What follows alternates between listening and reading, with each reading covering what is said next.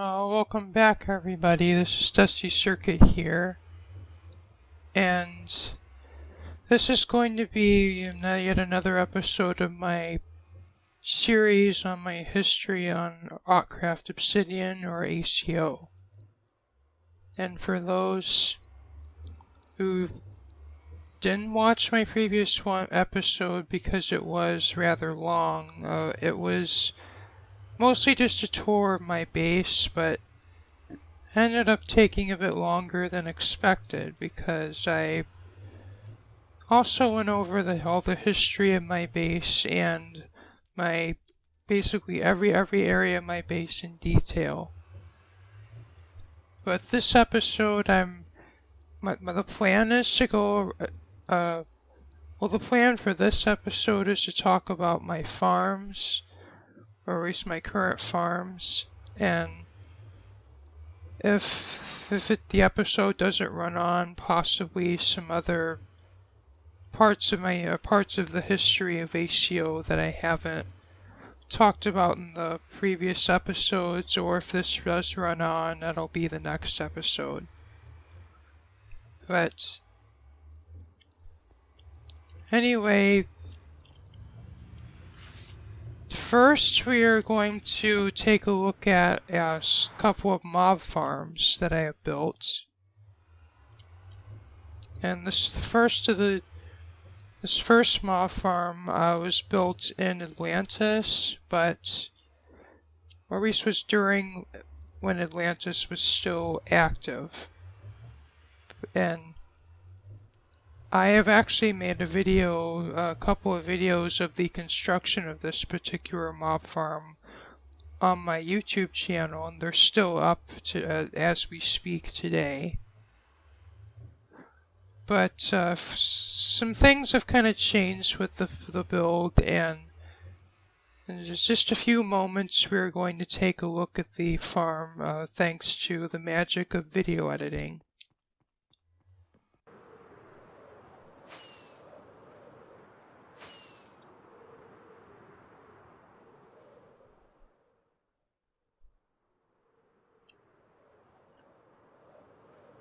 Well, so anyway, here's the farm in its current state.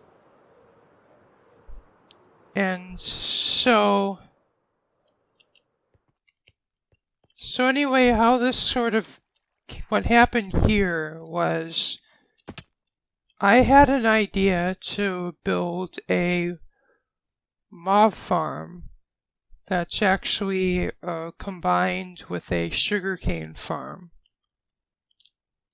And I kind of took inspiration from that farm that Mumbo had in his base in Season 5 of Hermitcraft that actually me and Cole Gooden had built back when we rebuilt that base when we first met.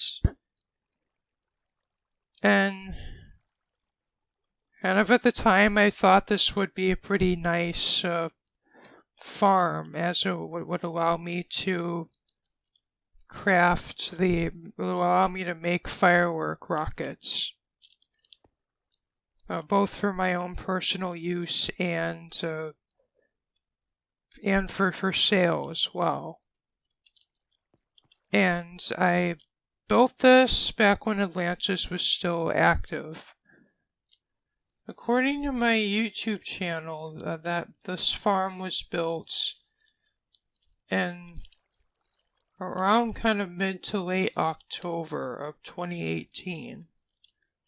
And that definitely was the kind of the earlier part of the revival period of ACO. And basically I made like a 3-part mini-series that I've uploaded to my YouTube channel of the construction of this farm.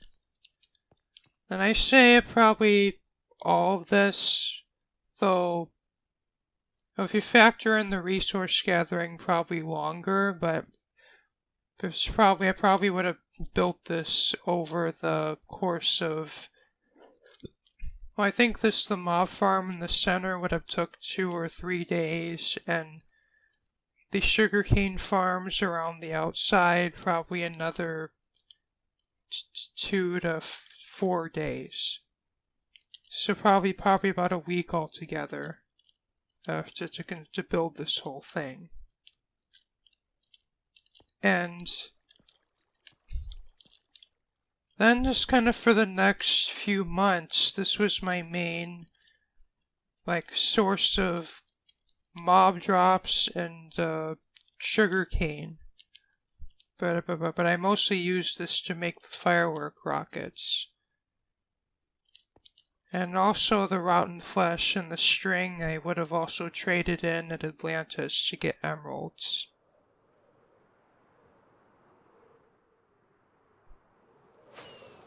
And so, basically in this part, this is my portal. This would have taken me to my portal room. And this was like the main AFK chamber. Down there we have an AFK pool. And here I have an AFK fishing farm.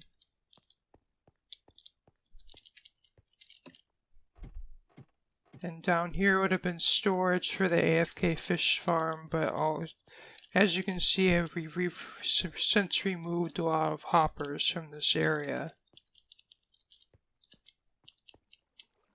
I think most of this is empty, but there's still some stuff in here.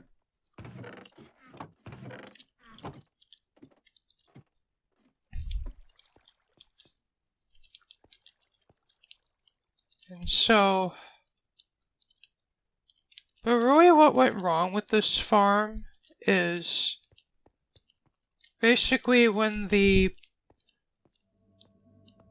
when Atlantis kind of started having the lag problems, this farm may have been contributing because, well, a contributing factor, because I would AFK here a lot, and like no joke, I probably had it's like I'd AFK at this farm for like even a week on end, and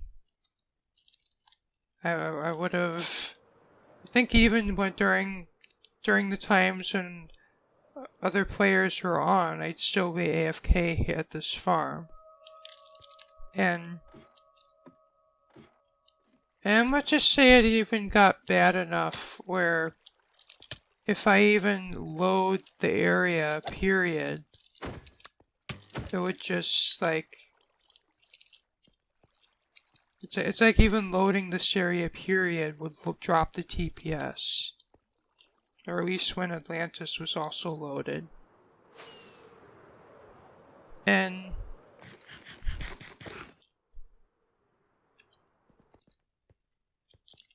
of course also Blue got involved, and basically, and I think even Autism Fathers may have even slightly, but it was only really on Discord, but basically this farm ended up, at least if not causing lag problems or TPS drop, at least contributing to it. And that basically led to me just decommissioning this whole farm. And I think for a time I would have just gone back to using my previous mob farm, that was at base number 2. And of course that kind of replaced this farm for a period of time before I built what's my current mob farm today. But then this farm just basically sat idle, like just completely not being used for quite another number of more months. And then basically I came back to look at this, and of course there was all this talk about that there's any old farms that are no longer in use, it's best just to tear them down so that they don't cause or contribute to lag. And this farm was actually on my teardown list until Iota offered to take it up for me, because this actually ended up being very close in proximity to his base. That's Iota's base down there. That's kind of funny because this farm actually was here, it just Iota decided to build there. And basically, so basically, rather than just tearing the farm down, Iota offered to take the farm from me, and basically, I don't really remember if I actually would have paid him anything for it, but basically, I said yes, you can have this farm now, and I think Iota would have mod requested to have that portal linked to his portal room, and basically the ownership transferred from me to Iota, and this is Iota's property now. He can do what he wants with it, and he put up most of the scaffolding that you can see here, and he does have plans for this build, but he's been kind of inactive, and he hasn't really done that much to it. But anyway, that's kind of what happened with that farm.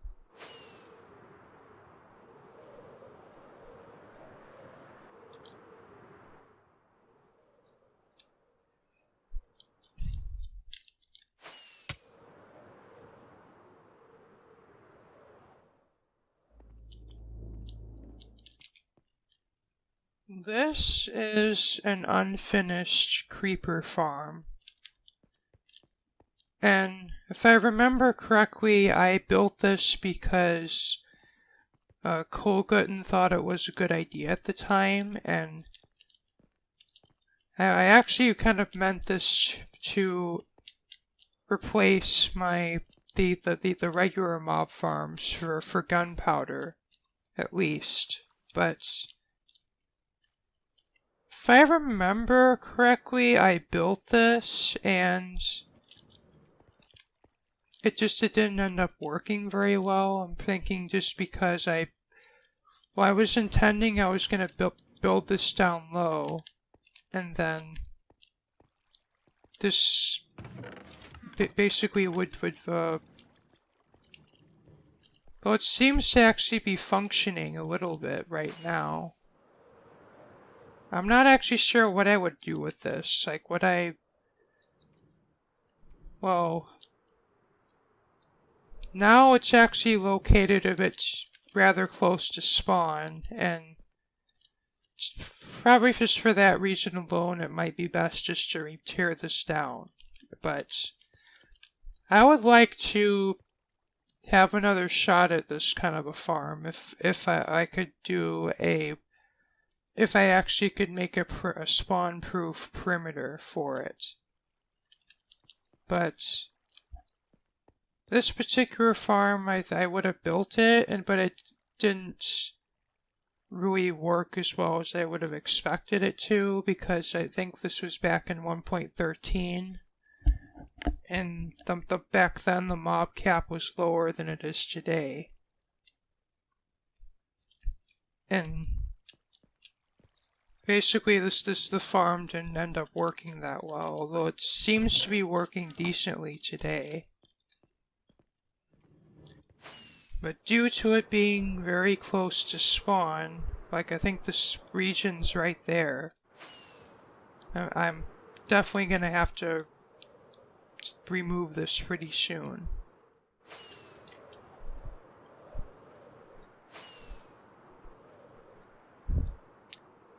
this was just another one of Colgutton's builds. Of course, he would have worked on the space back in, I think it was, this would have been his base back when Atlantis was still active, but he's kind of since abandoned it.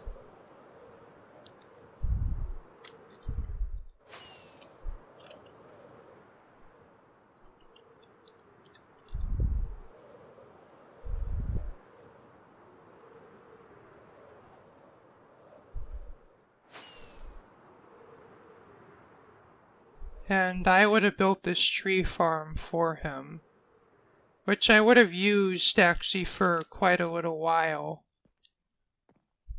And but then the tree farm in Atlantis replaced this for a time, and I think I might have come back to this after that farm would have broke.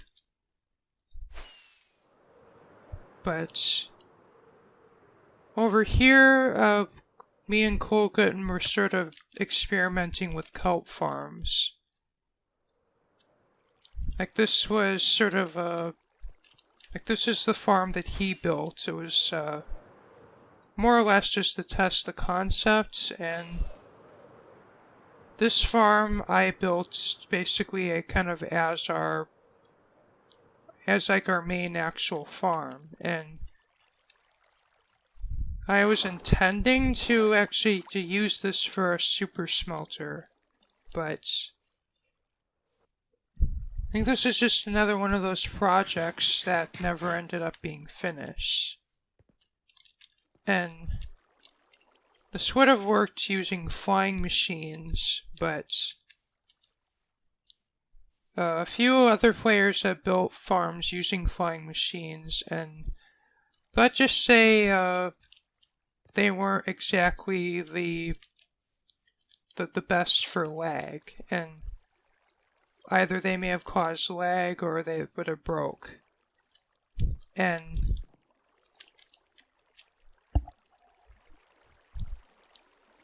kind of like the previous farm, even if this would be functional, I probably still would have to tear it down, because that's the pride area. And basically this space would have came before that pride area, but again, due to it being very close to kind of like a public area, I may have to remove this.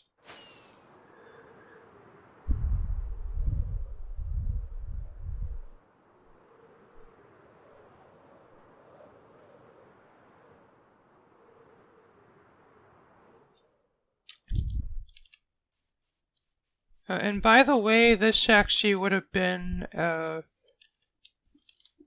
of a hit of history behind this particular island. This originally was going to be the shop island before that mushroom island was chosen for the shops. Or like the shops that were before the mall. And this was actually the birthday board. I originally made it for Colgutton, but then Blue had we had kind of repurposed it for other players as well. But that was before we had this whole organized birthday builds team and all that.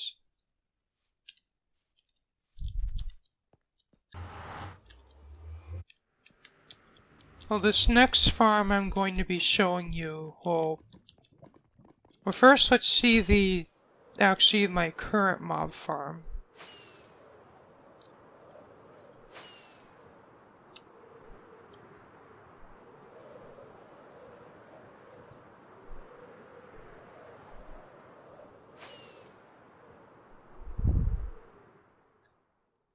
I more or less went with the same design as the previous mob farm, but in order to avoid causing unnecessary lag, I didn't opt for the sugarcane farm. And I just realized I have left this turned on.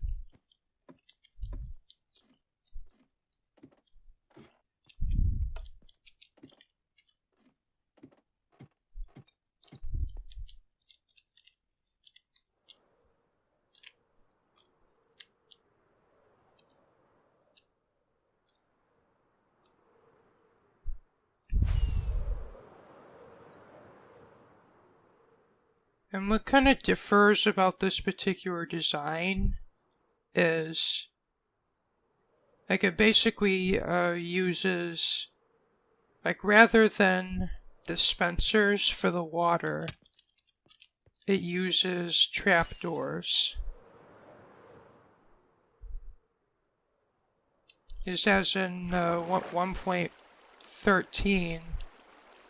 What was added in 1.13 that basically water blocks, including trapdoors, can have water source blocks in them. But if you close the trapdoor, it blocks the water source from flowing. So basically, if you hook that to redstone, you get basically a way to turn the water on or off that's more compact than pistons. And the reason I don't like to use dispensers in these mob farms is I've had it happen before where the dispensers would just go out of sync. Like, some of them have the water buckets out and some of them don't. And from what I've heard, it's because sometimes part of the farm would load but after the other. And if that happened while the redstone is activating, then some of them would trigger and some of them wouldn't, thus causing the desync to happen.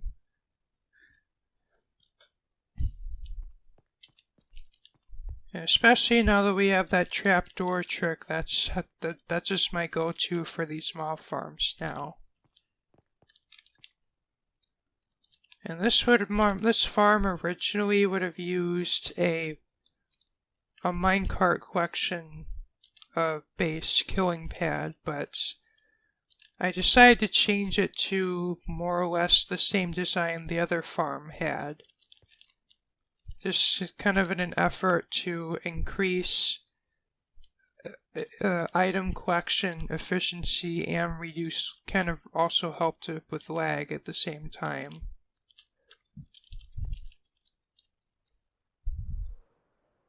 As this basically doesn't use any hoppers except in the sorting system here.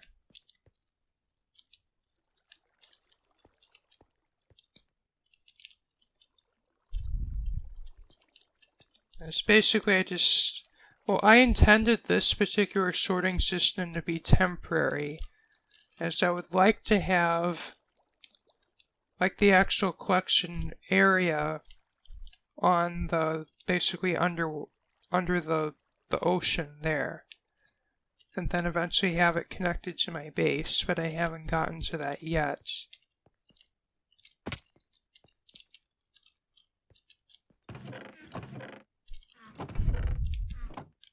And like literally all of these other items are full except the gunpowder, because that's really what I've been using right now.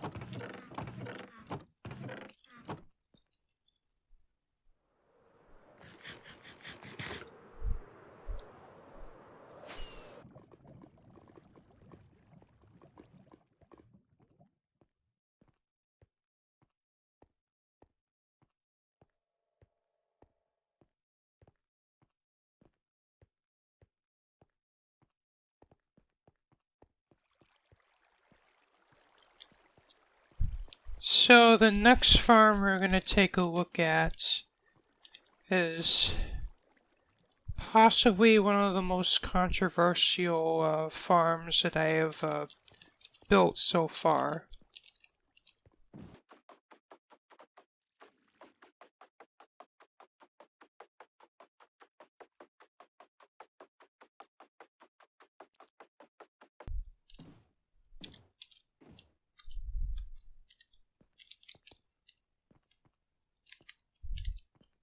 So anyway, this was, well, it still today is my mining area.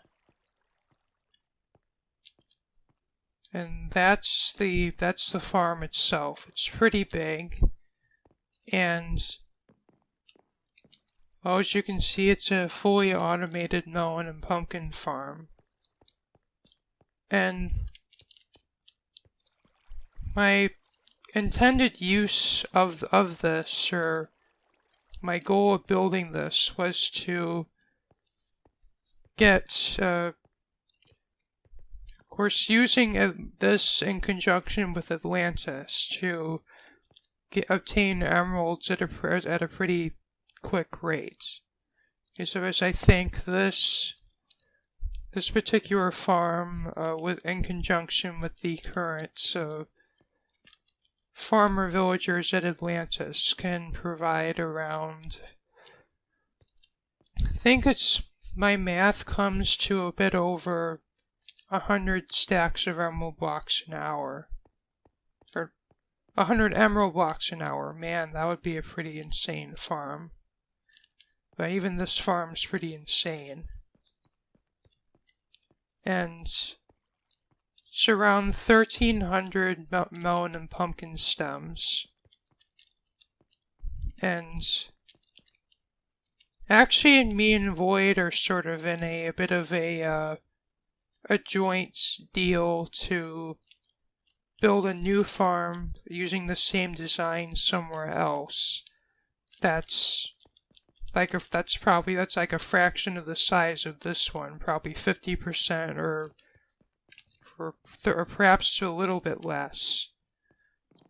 And it'll be in a location that Void rather keep secret, and I rather keep it secret too, is to avoid any kind of drama.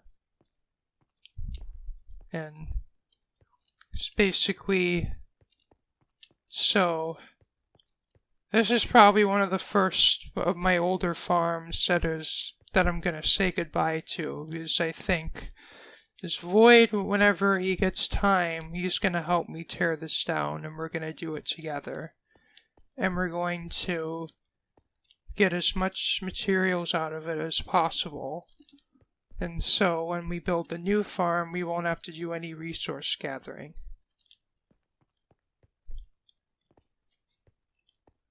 And over here I used to have a beacon, but I removed it. And this was my AFK spot until I moved it up to here.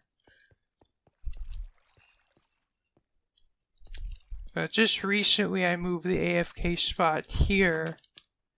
And this was kind of the on and off switch for the farm.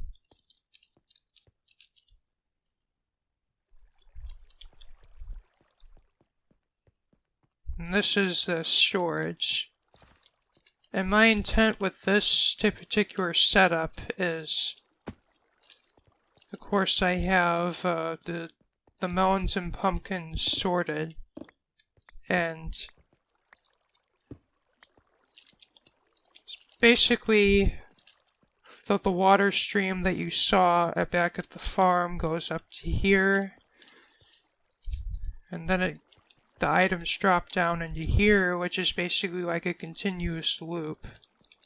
And then all of these sorters are dedicated to melons. And then it just loops around, and then all of these are for pumpkins. And I'm aware, even for the size of this farm, I probably overdone it. But it's basically I just added more sorters just so one of them doesn't get overloaded with the amount of items this thing produces. But with the melon storage, just basically what I would do is I'd flick this lever on, and then the melon slices would just come out, and then I'd be able to craft the melons automatically. Is for trading, you can only trade them in the melon block form. Like the villagers don't accept the melon slices. So it's like I have to manually craft them, and this whole setup was just my attempt at making that process a bit easier.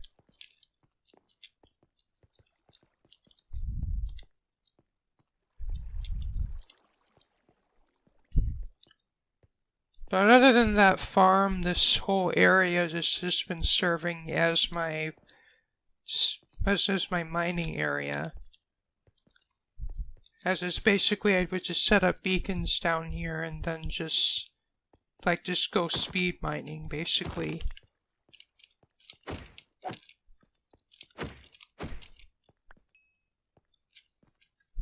So as you can see, if I go to the map, you can see just the sheer amount of space I've cleared out. Which extends all the way out to even here.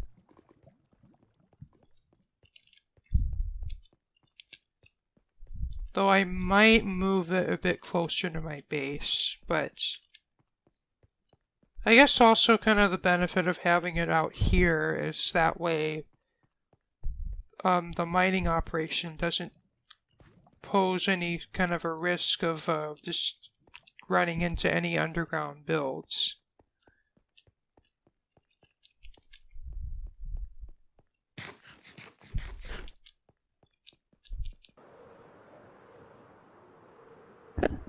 This is going to be the last farm we're going to go over in this video. This, as you can see, it is an ice farm. It's basically, I'm having to stay flying because there's just mobs everywhere right now, but it's basically, the goal of it was built before the advent of portals. Oh, anyway, someone was nice enough to sleep for me and change the time, but anyway, the goal of this farm was to basically give me a way to farm ice without, farm ice in bulk, for crafting into packed ice and blue ice, for the construction of ice highways without having to destroy iceberg biomes to get packed ice. And this farm kind of went through several different iterations. Originally, I would have started off building it as a flying machine powered ice farm using one of El Mango's designs.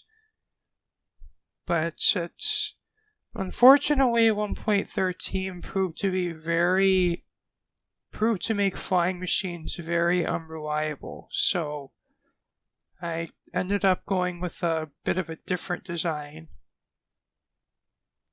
Because after a while, I think I would have just abandoned this farm, and then I would have come back to then rebuild it into this design here. And how it works is you'd be in a water stream that would be flowing down there. And then you'd basically mine up all this ice.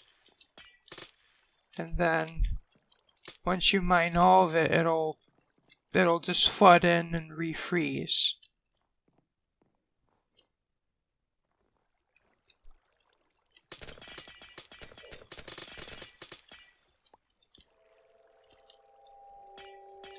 And then basically as you mine each of the ice, you then just go down this entire row, then down another, and then down the next row, and then eventually, by the time you actually reach the end of the whole loop, the ice that's down at that end would have finished regenerating. So, like, by the time you get back to the beginning, you'd already have new ice to mine again. And that way, or as part of the reason this farm's so big is so that it can, like, you can continuously be AFKing and then get constant ice. And down, and also by the end of by this part of the farm, it would have been set up so that you can automatically throw away your pickaxe and then get a new pickaxe. So basically to avoid using pickaxes until they break.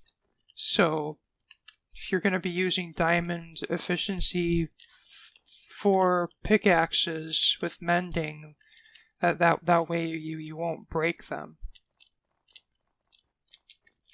But like a lot of my farms, this didn't end up getting finished. But I actually do have plans for this project. Anyway. And this farm actually ended up being located fairly close to... This over here is actually Taliesin's base, or his old base, but oddly enough, he doesn't mind me having this farm here. So, kind of my plan for this is I would like to finish up this farm. And since now I'm actually out of portal spaces, I plan on basically this ice highway that goes from my base that I would have taken to go to the melon and pumpkin farm. So basically, so the highway kind of ends about here. So, well, my plan is, so I can't really go down here because spawn is right here. But the plan is to extend the highway out this way, and then down this way, and then eventually it'll reach the farm.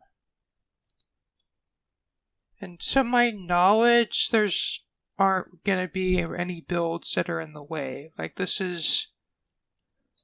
Pretty sure this is Colgutton's old village, and this is one of Raven's builds, but I'll inspect the area and see if there's anything underground that will get in the way. But if there isn't, then I'll go ahead with the plan to continue the highway out through here and then down here.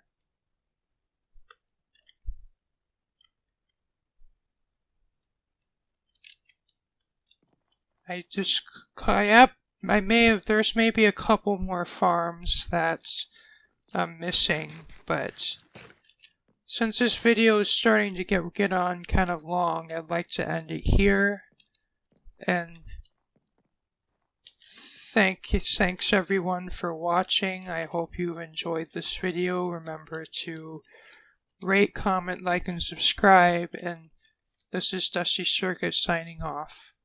Bye.